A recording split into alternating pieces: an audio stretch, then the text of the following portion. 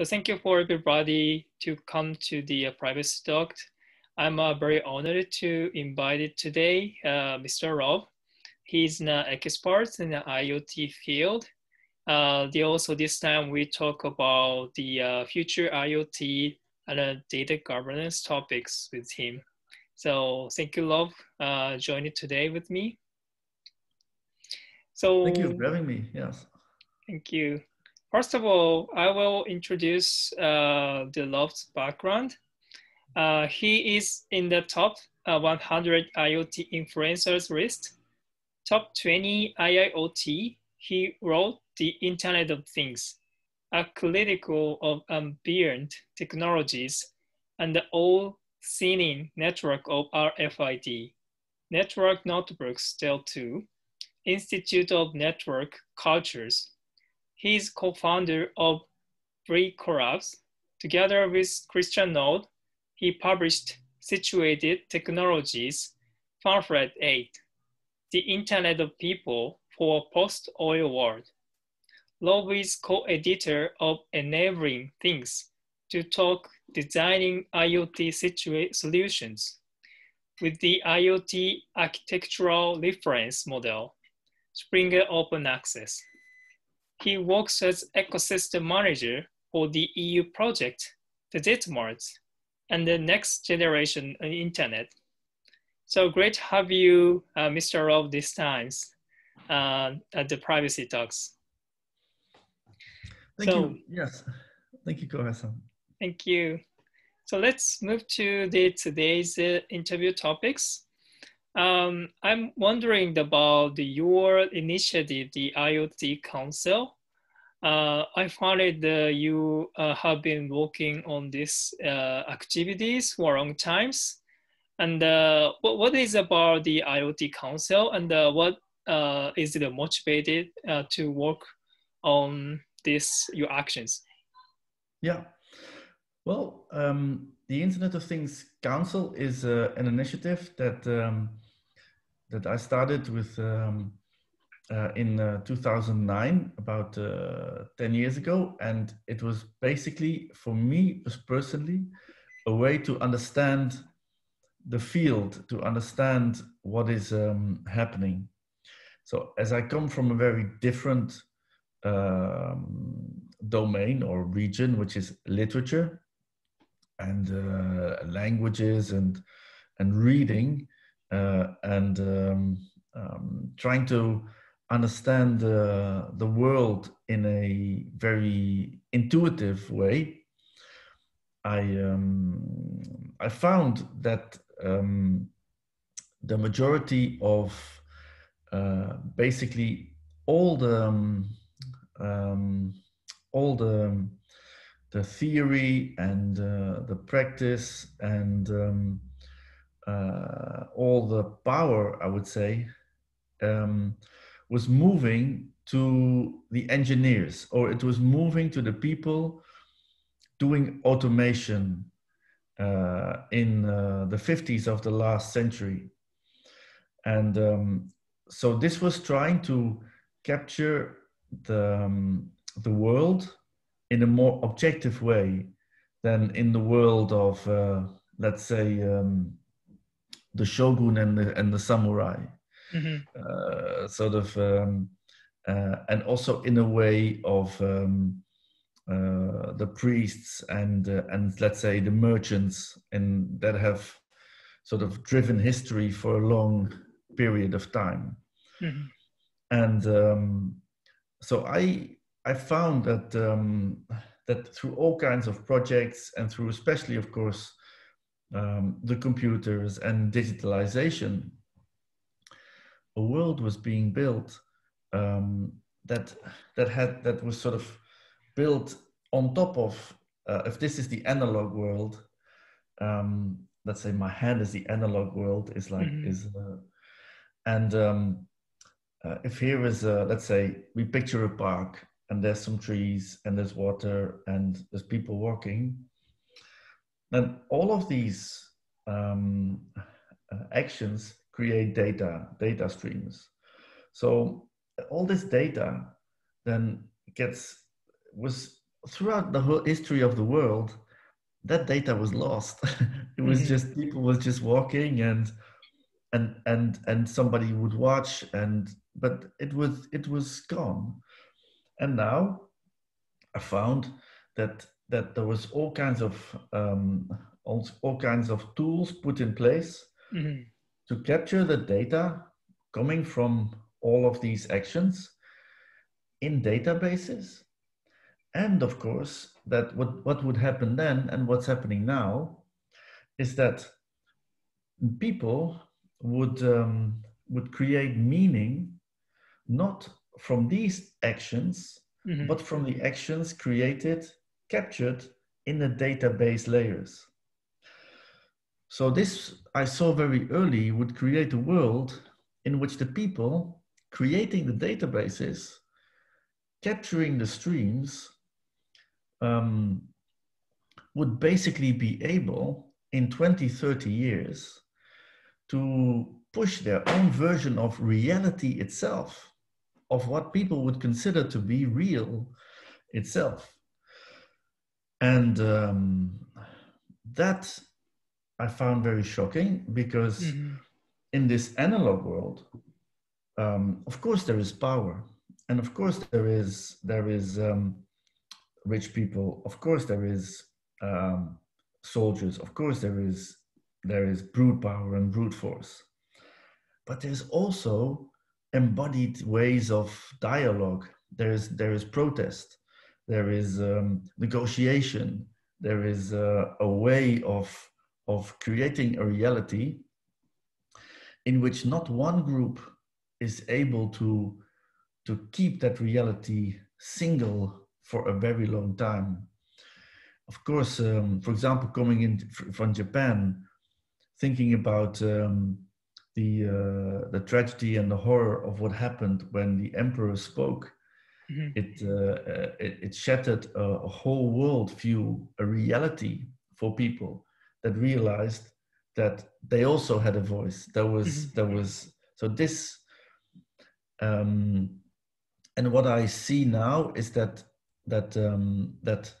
we are basically going into a world again in which only a particular small group of stakeholders, and of course this is now the data holding companies, are able to push their versions of reality.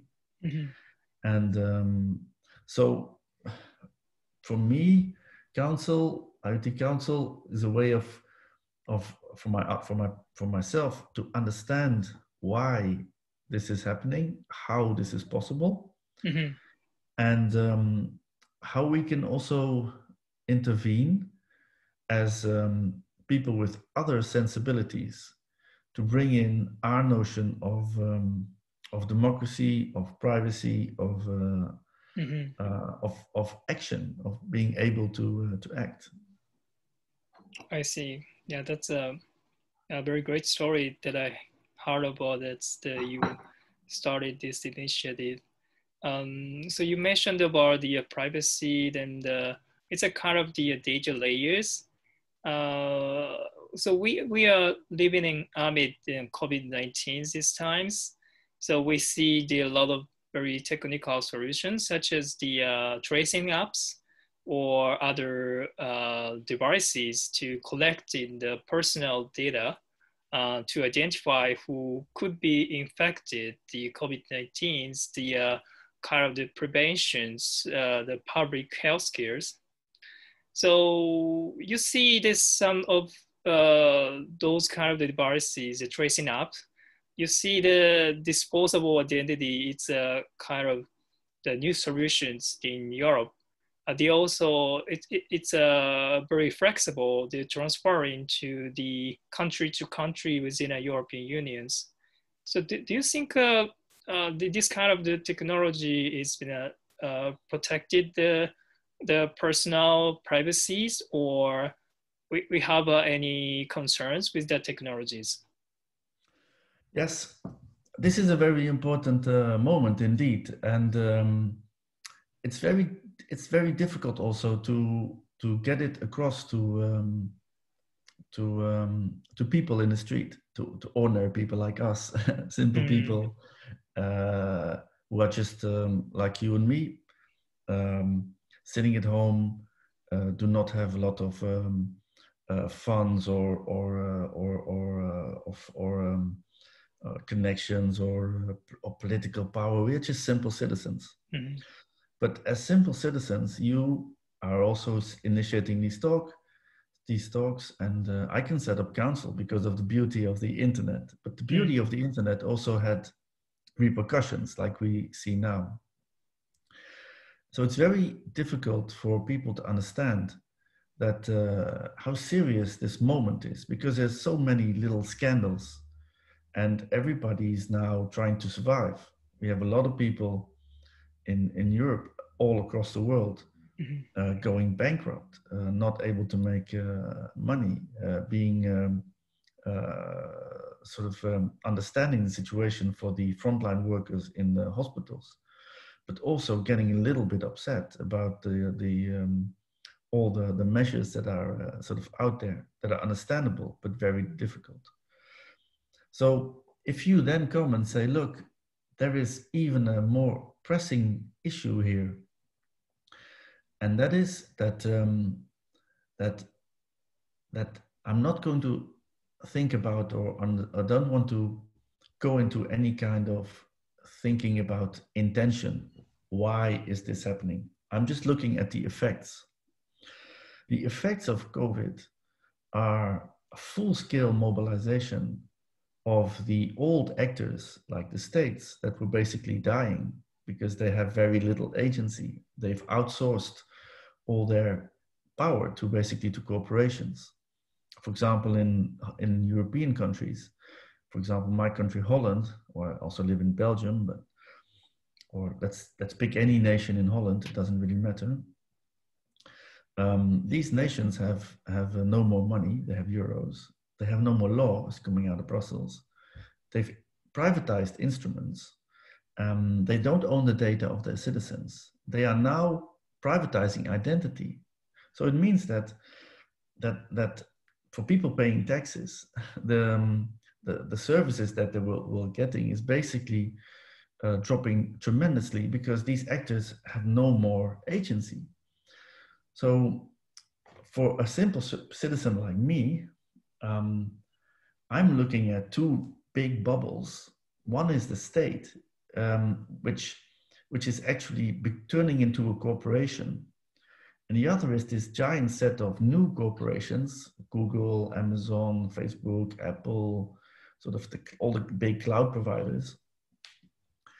But they also don't build houses where I live. They don't repair my street when it goes broken.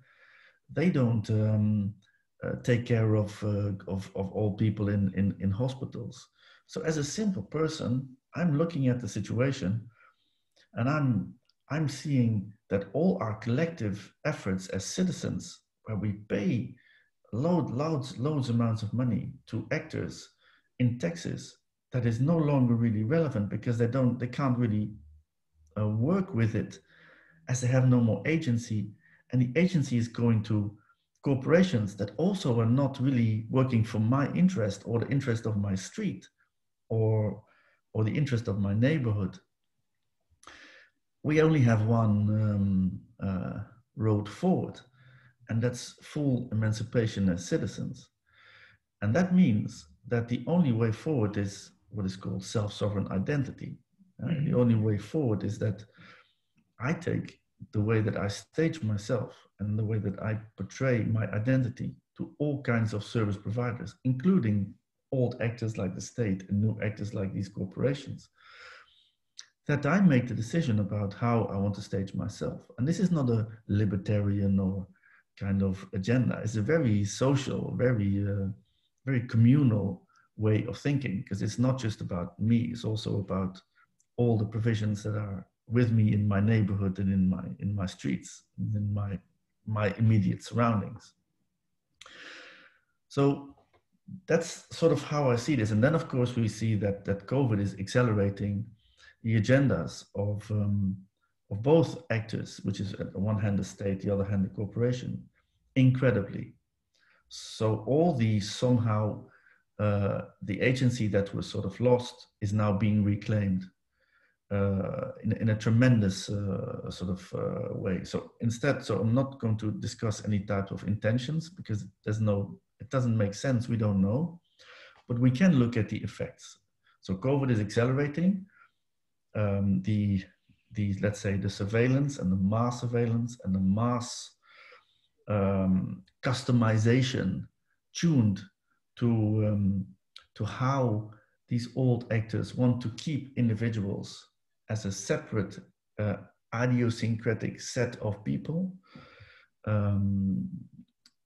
That's definitely sort of happening. So indeed, for citizens, there's only one way out, because in the current kind of tracing environment, in which any kind of how brilliant it is type of Bluetooth kind of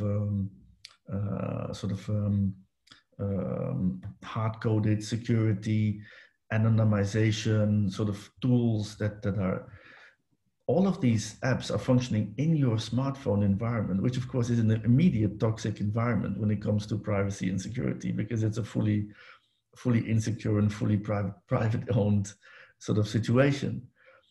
So so if we cannot go to what would be the best situation, which would be new hardware, which would be let's say hardware that is controlled in regions where taxes are paid from the chip up, where identity is somehow starting on the chip itself, so that you can actually, if we cannot do that, then we have only one course left, and that is, at the moment, whether it's a state, and whether the state is good or not, it doesn't really matter. Whether the corporation is good or not, it doesn't really that's not the point. The point is that as long as that we have this web of connections, and I'm in the middle, and as long as I'm in a position in which all the outer points of the web are able to look back at me, but I'm not able to see or to find out who is actually in control of that link back to me, that is a situation that will lead to a tremendous amount of knowledge on the part of the actors, whether it's corporations or states. And as we are so simple as people and so predictable, if you follow me 3 days, you know my life. If you look at my grocery shopping on Monday, you probably know what I'm going to buy on Tuesday.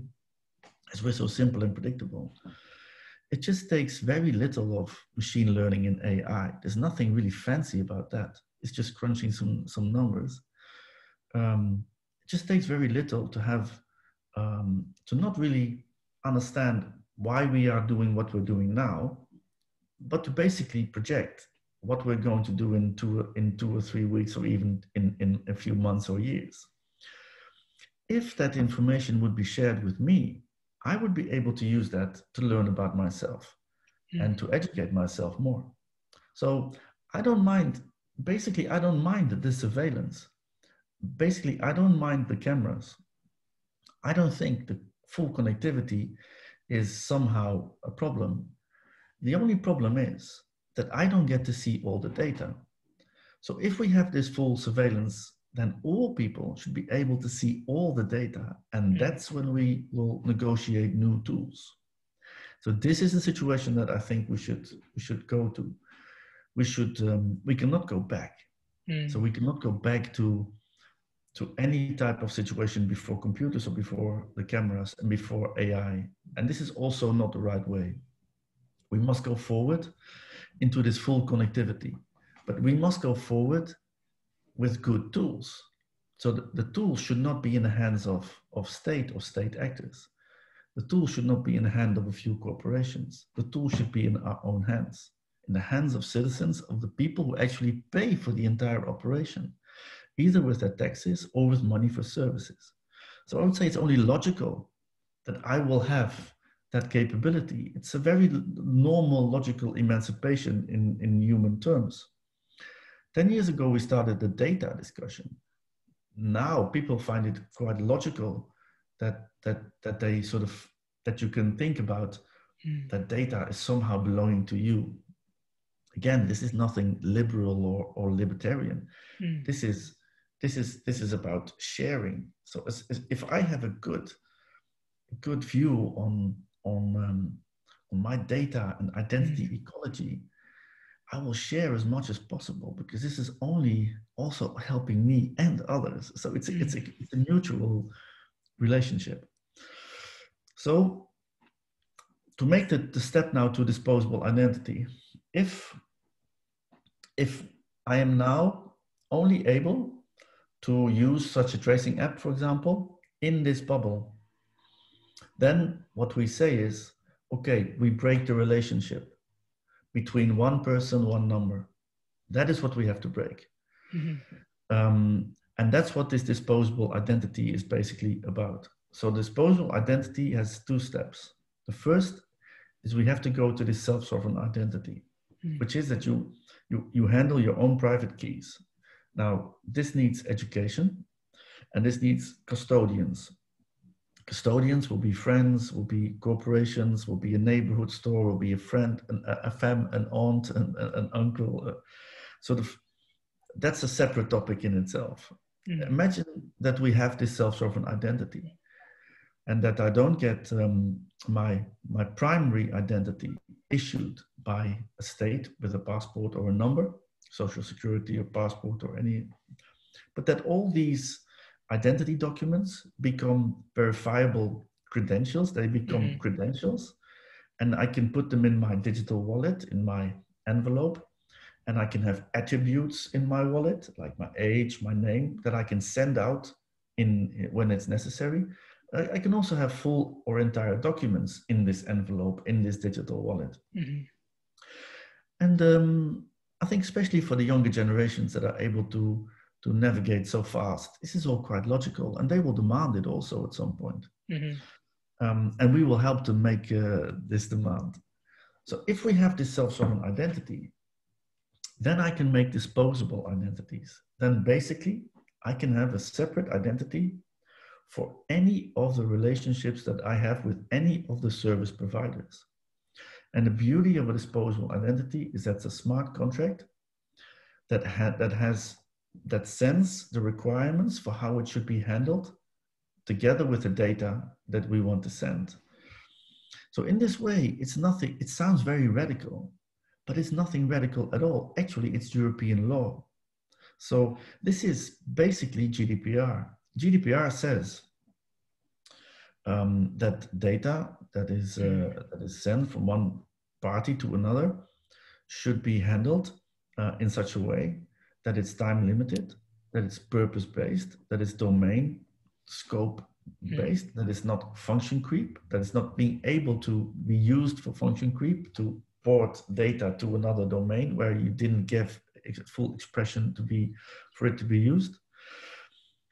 And basically in this system that is enabled by the entire sort of software architecture that's being built now in this self-sovereign identity scape with blockchain type of situations that is not necessary for all the architecture, but that's involved in the broad architecture, and lots of cryptographical methods that actually enable that all of this GDPR that you would actually now have to go through a court or a lawyer and have is hard-coded.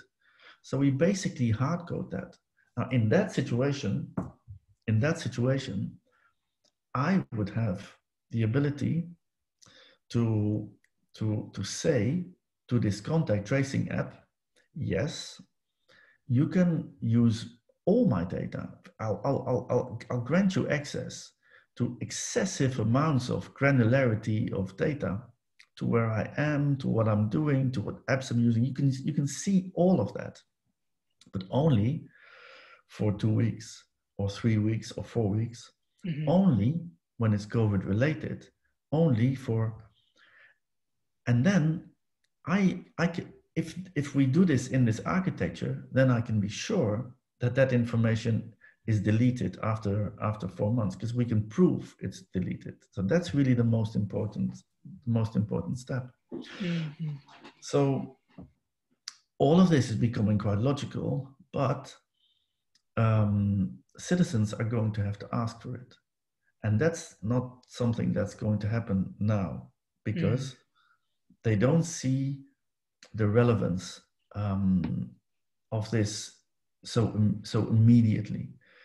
And this is also quite logical, because although it is very much sort of tuned to European privacy law at the moment, it is, of course, a tremendous step in the emancipation of people. Because the next step, of course, if we go in this direction, is that it fundamentally changes the power relations between individuals, state actors, and corporations. And of course, it will also dramatically alter the way in which corporations are setting prices, are dynamically setting prices now, as we see that if you want to take a flight, and if you look at it and you try to book the next day, it's going to be more expensive, because this entire environment is now dynamic and ported to your personality, which will also mean that we will see this happening offline. So in 3 years, I guess, or 3 to 5, there will also be no more fixed pricing in supermarkets. We now go to a supermarket and we pay the same price for a bottle of water. Within 3 to 5 years, we will only buy, especially in Japan, of course, and in the East, with QR codes. But these QR codes will be tied to our commercial identities and digital identity management that is being outsourced at the moment. And so also this fixed pricing in supermarkets will go, and you will pay a different price than the one standing next to you in the supermarket, because your price is being tuned to you. Now, we think that we only have a very small time frame to try to posit as a good alternative this idea that we as citizens should not be fully surveilled, either in state or in corporate bubbles, without having the same capabilities and the same information and the same data structures to use those algorithms as a way to train and educate ourselves. So again, I don't think the fact that everything is in the grid and everything is connected and everything is surveilled is a bad problem in itself, because this is reality and we cannot go back. There's no point in breaking the cameras, because you will have to break not only 1,500 billion of them. There is basically no point in doing that, other than it's a kind of romantic act of no. Citizens, again, the actors that are paying for the entire infrastructure, they should take control of the infrastructure. And the first thing then that we should take control over is our own identity. And this is happening as we speak. So again, there's nothing, of course, this may seem radical and to lots of actors, but it's not. All these actors have created they've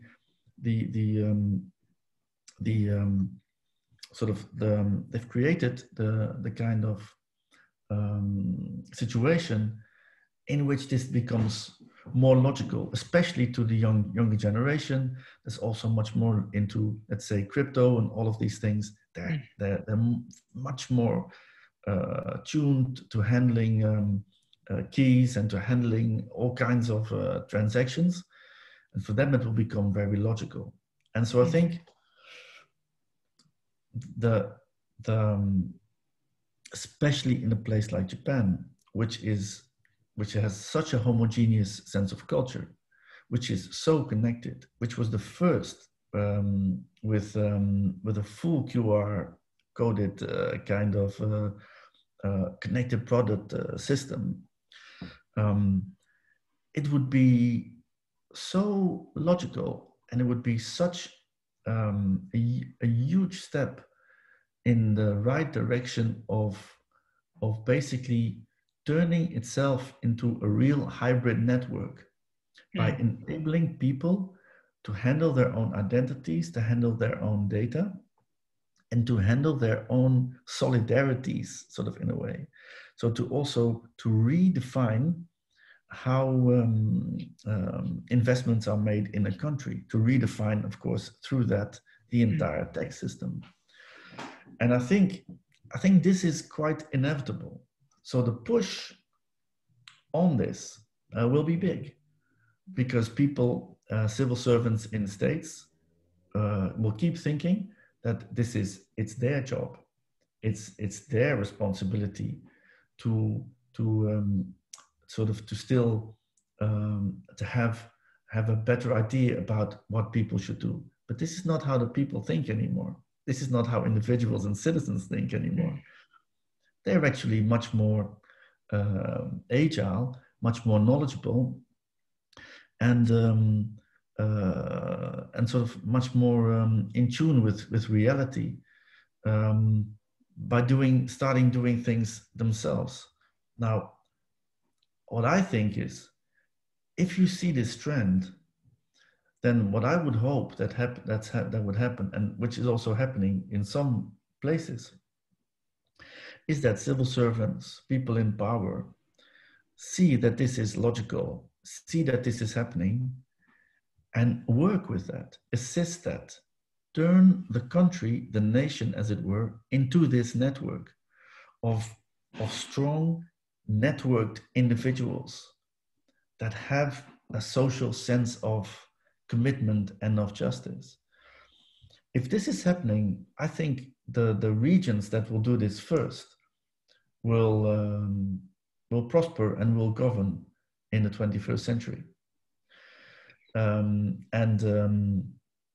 All the other systems who choose to basically keep these forms of control and surveillance open, even if they mean well, even if they mean good. I have lots of conversations with lots of people that are working in lots of systems. And I don't hold the view that all these systems are just control systems. That's not how they started. But at this moment in time, it's clear that with the machine learning and the AI happening on the devices itself, happening so extremely fast, being able to give so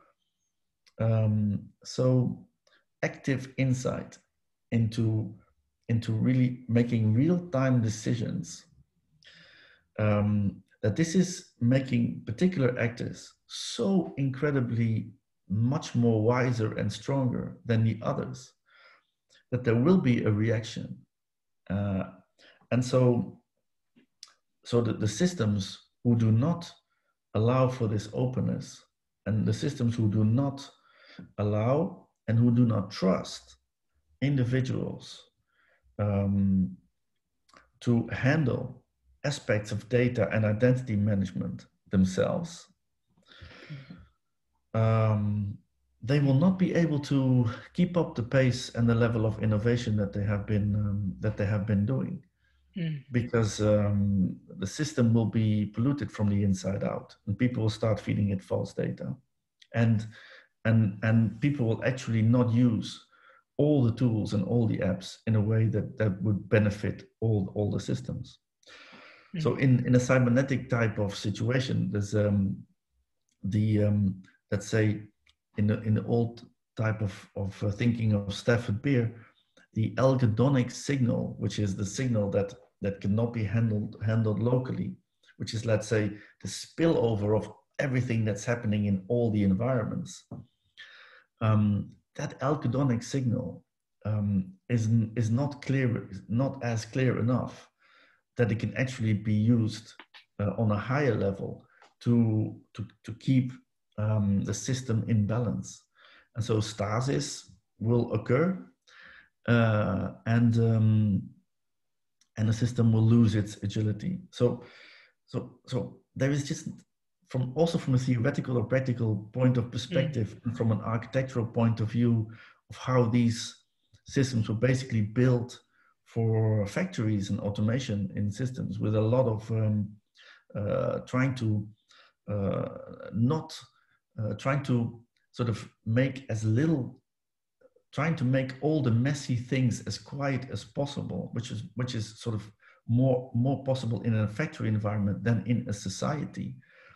We now see this trend of those people who sort of who choose to go to a system that doesn't want to incorporate any type of messiness, by making this messiness quiet and still, by actually sort of by prohibiting this and prohibiting this and making sure that basically nothing happens because everything is a risk. Like we see now also in COVID times, that for example in lots of places in Europe there's a fireworks ban because this might happen and that might happen, and there's a ban on this and there's a ban on that, there's a ban on this, and you get the idea that from the top it's this kind of fear of anything happening, so everything has to be quiet and still. But that's not life, of course. And life is going to burst out at some point. Such amount of return of the repressed that you can actually then have a situation which you can no longer cool or calm down. So I'd rather go to a situation in which the actors that understand what's happening, and there's lots of people in governments who understand, especially in the intelligence services, because they see all these things very early, and of course all the other type of actors, but also in the companies.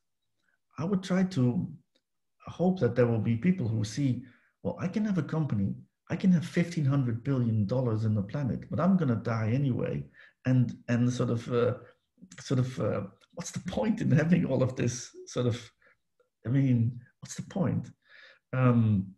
Instead of wanting to be number 1 or 2 or 3 or whatever, or having $1,600 billion, I mean, just kids play, it's just kids. So I would hope that in this corporation sphere and in this kind of state actor sphere, that this move towards this self-sovereign identity is seen as a logical emancipation of the system itself. So it's a logical new iteration of democracy. It's not against democracy or against any of the actors. Okay. So if that happens, that's what we're basically working for. Yeah. Yeah. I think the self-sovereign is the conceptual approach. When it comes to the identity, is not just like the human being, it's just they apply to the physical product and the policies. So you mentioned the world is just all the data is go to the public space, not just in a private field. In this sense, so we have many things to overcome, such as the regulations, the citizen rights, the many things. So now in EU, so how do you have many dialogues there to overcome the citizens' rights against the new technology, such as we see the IoT devices. The problem is some censoring is collecting the data unintentionally, cause some content issues under some regulations. So what kind of the barriers, obstacle is there in the EU? And what will be the best solution, the approach from your side? That's a very good question, very good point. It's very difficult because the time frames for all the actors in the systems are different. So from let's say from the national state point of view, the ministers and even if they know that this system is no longer functioning, basically it's no longer there. So there is no more capabilities in these national states. So they are, in fact, de facto already gone.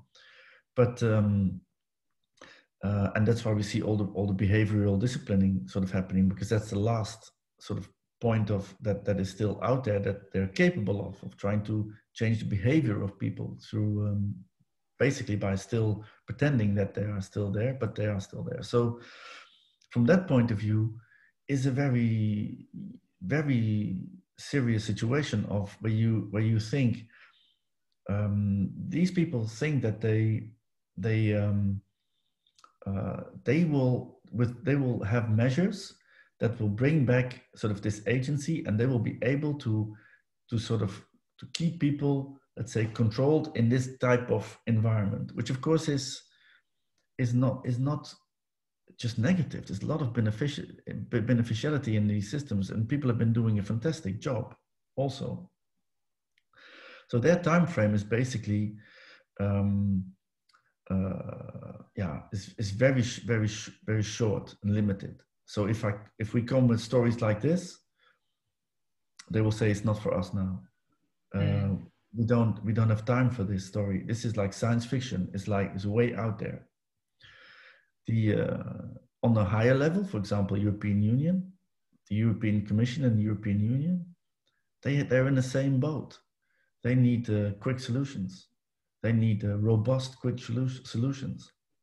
So, in all probability, if I think there are a few camps at the moment in the Commission and in Europe on the European ID project that was announced by von der Leyen, that we would have like EU ID login by mid 2021, which is extremely close.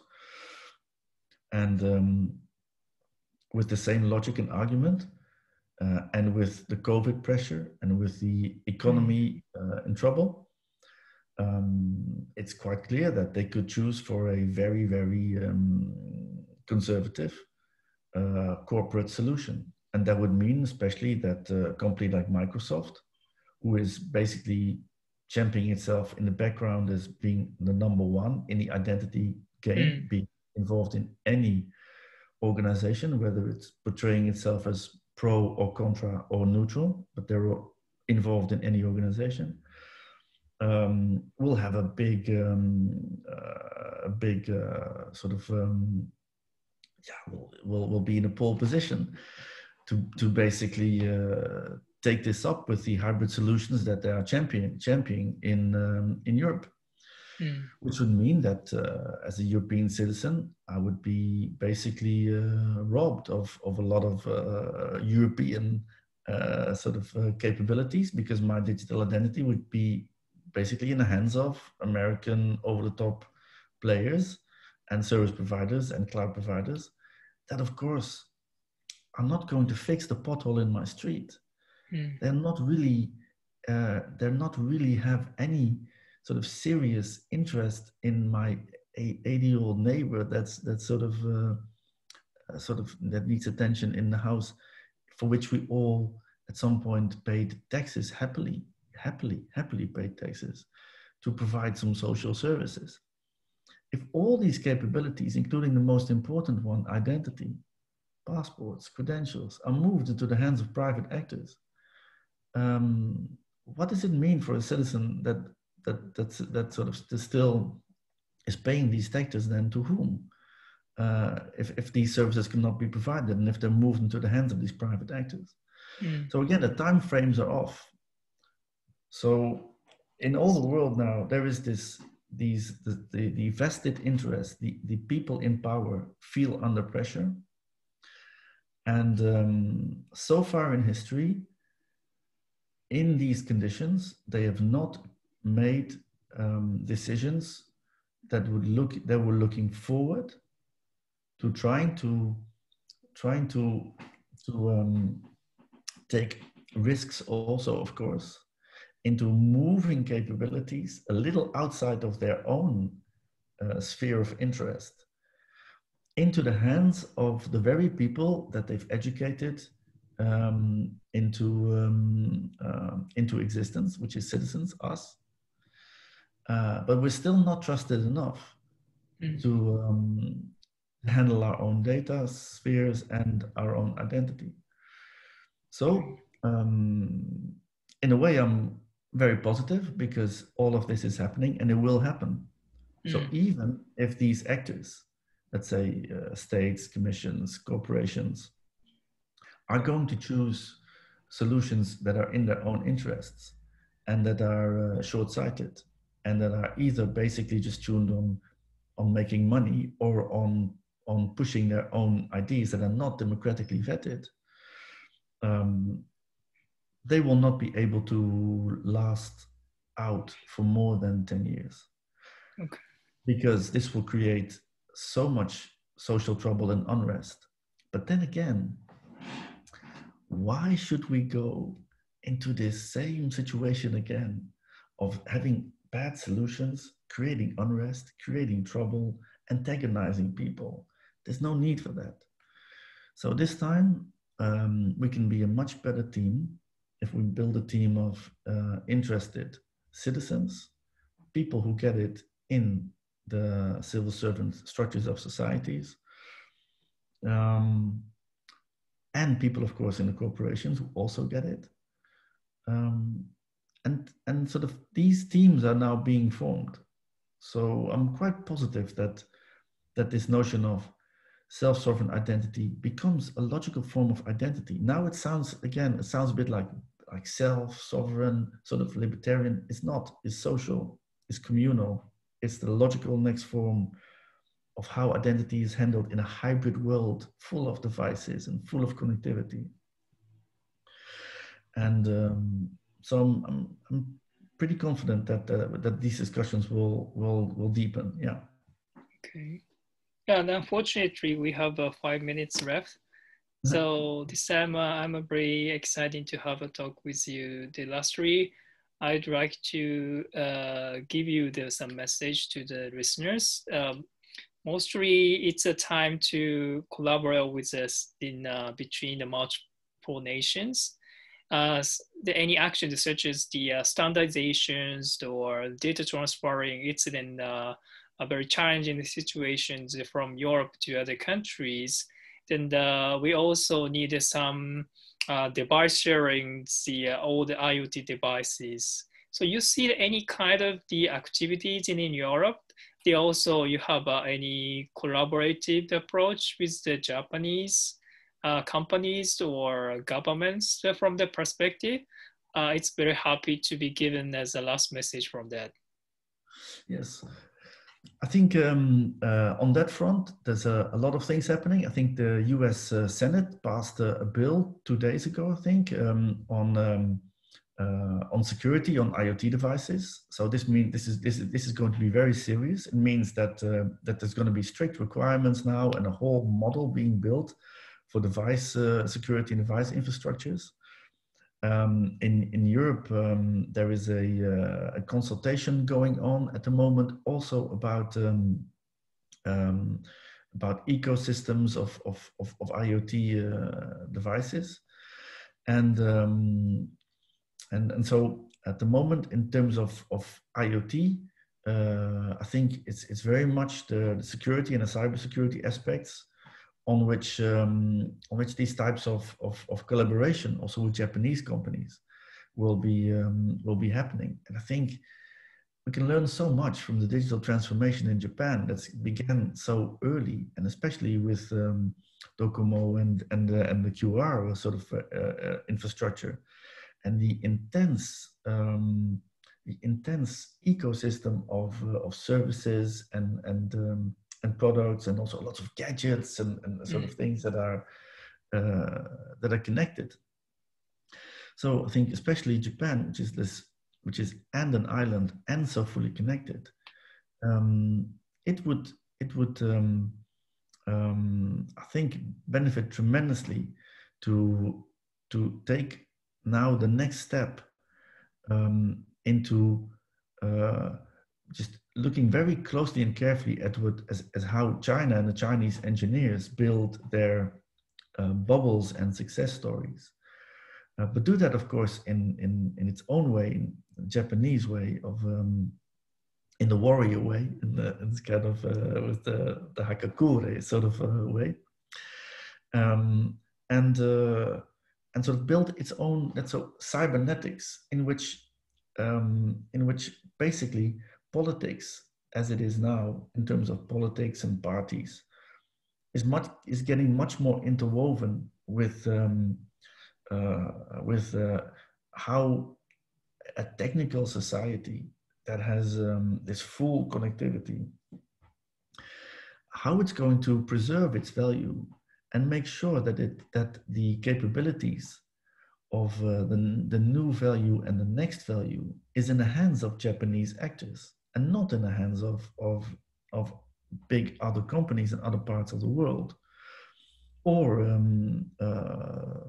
other spheres of interest.